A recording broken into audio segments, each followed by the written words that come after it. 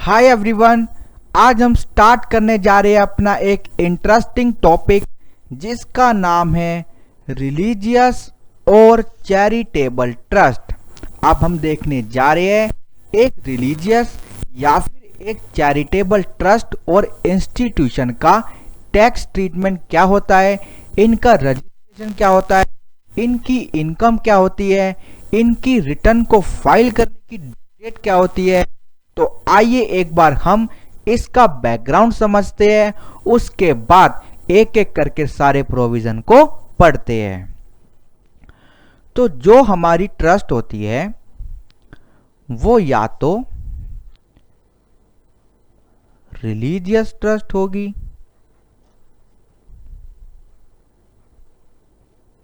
या फिर हमारी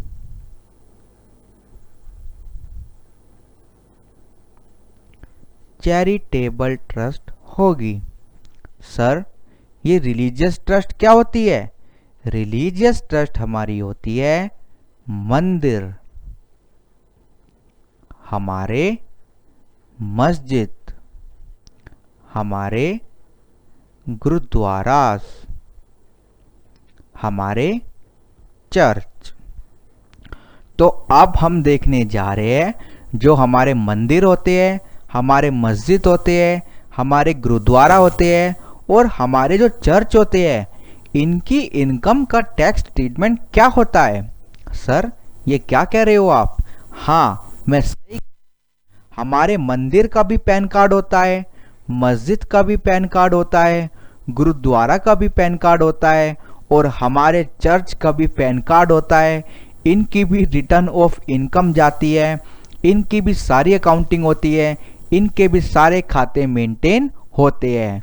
हम इंडियंस बहुत इमोशनल होते हैं, हम बहुत कंट्रीब्यूशन देते हैं अपने मंदिर में, अपने मस्जिद में, अपने गुरुद्वारा में, अपने चर्च में। हम बहुत सारे दान करते हैं, तो उन सब का भी हिसाब होता है और उन सब की भी रिटर्न ऑफ इनकम जाती है। और याद रहे, इनके भी पैन कार्ड होते हैं। तो रिलीजियस ट्रस्ट कौन सी होती है? मंदिर, मस्जिद, गुरुद्वारा, चर्च। और हमारी चैरिटेबल ट्रस्ट कौन सी होती है? A trust established for the purpose of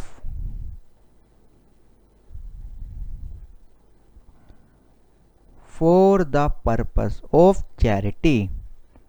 हमारी एक ट्रस्ट जो चैरिटी करने के लिए स्थापित हुई है, उनको हम बोलेंगे चैरिटेबल ट्रस्ट। सर, अब क्वेश्चन आता है, व्हाट इज चैरिटी?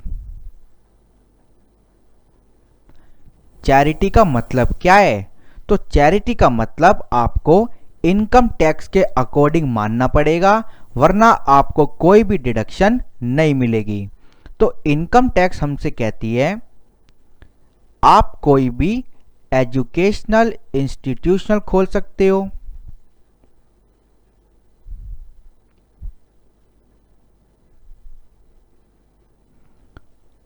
आप कोई भी मेडिकल रिलीफ का काम कर सकते हो, आप योगा कैंप अरेंज करा सकते हो,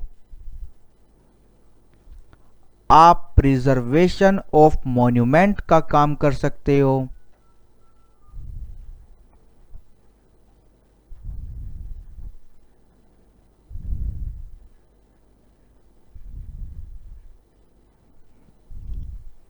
आप हमारे प्रिजर्वेशन ऑफ फॉरेस्ट का काम कर सकते हो।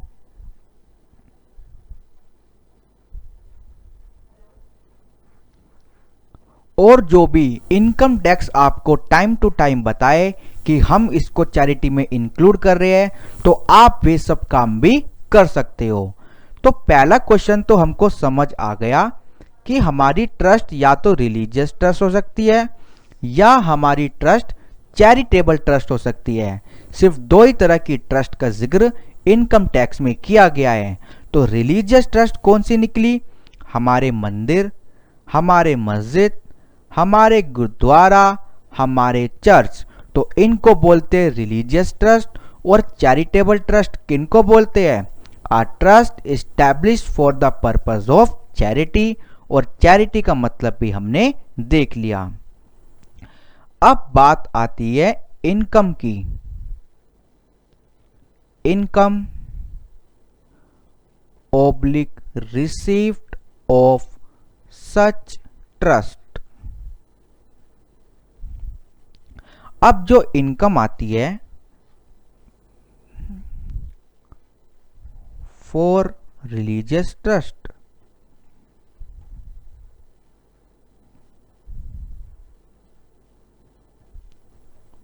फॉर चैरिटेबल ट्रस्ट,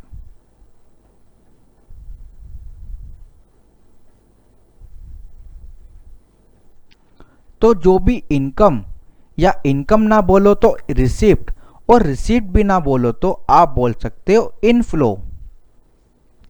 जो कोई भी इनफ्लो होता है एक रिलीजियस ट्रस्ट का और एक चैरिटेबल ट्रस्ट का, तो रिलीजियस ट्रस्ट के लिए तो ऑल इनफ्लोज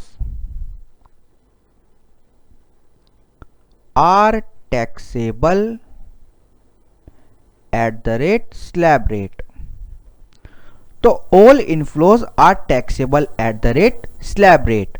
ऑल इनफ्लोज से क्या मतलब?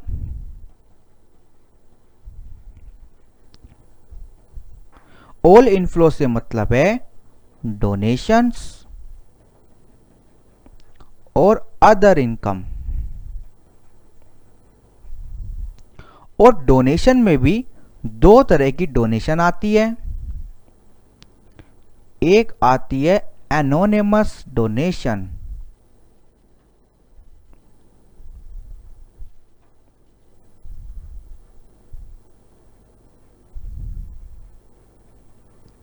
दूसरी अदर डोनेशन। तो एक रिलीजियस ट्रस्ट के लिए ऑल इनफ्लो टैक्सेबल होते हैं eight the rate slab rate, पर चैरिटेबल ट्रस्ट के लिए क्या होता है?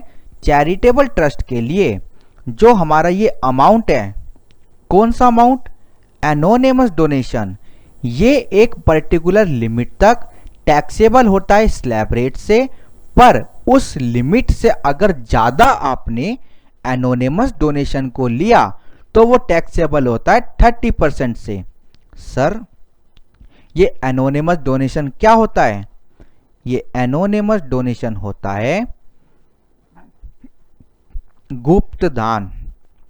जो मंदिर में, मस्जिद में, गुरुद्वारा में, चर्च में दान पेटी रखी होती है, आप वहां पर गए, आपने 10 रुपए, 50 रुपए, 100 रुपए जो भी आपने वहां पर डाला, उसको बोलते हैं एनोनिमस डोनेशन।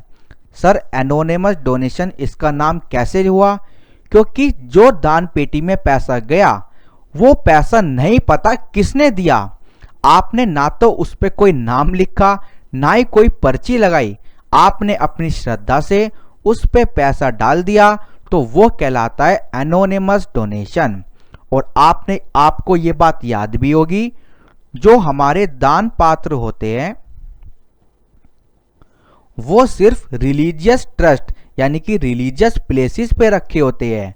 तो चैरिटेबल ट्रस्ट एनोनिमस डोनेशन नहीं ले सकती, पर फिर भी अगर किसी किसी चैरिटेबल ट्रस्ट में दान पात्र रखे हुए हैं तो उन दान पात्र में एक स्पेसिफाइड लिमिट तक पैसा स्लैब रेट से टैक्सेबल होगा, और उसके ओवर एंड अबव वो पैसा कैसे टैक्सेबल होगा?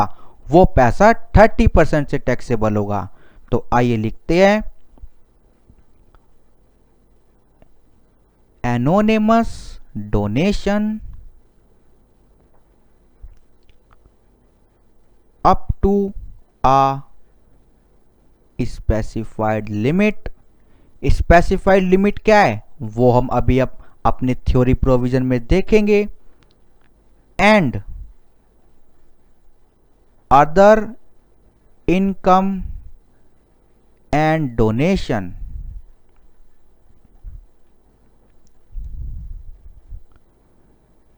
Taxable at the rate slab rate. दूसरा point,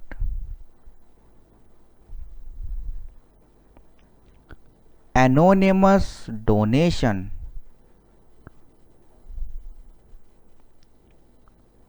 over and above to a specified limit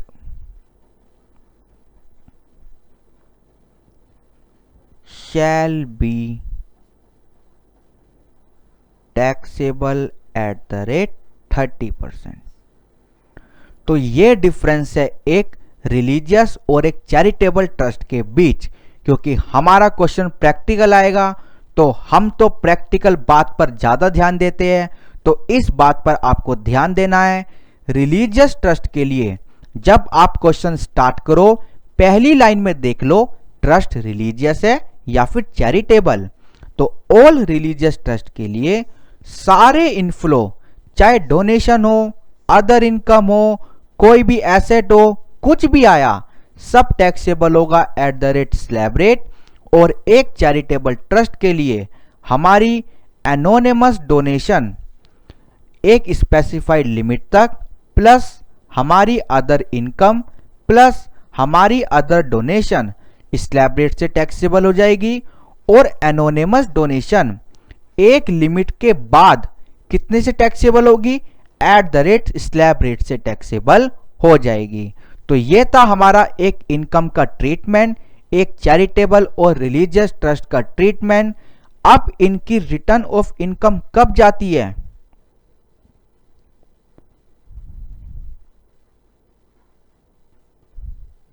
first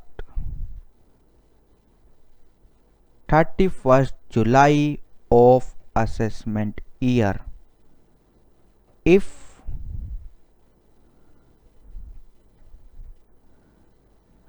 audit is not required,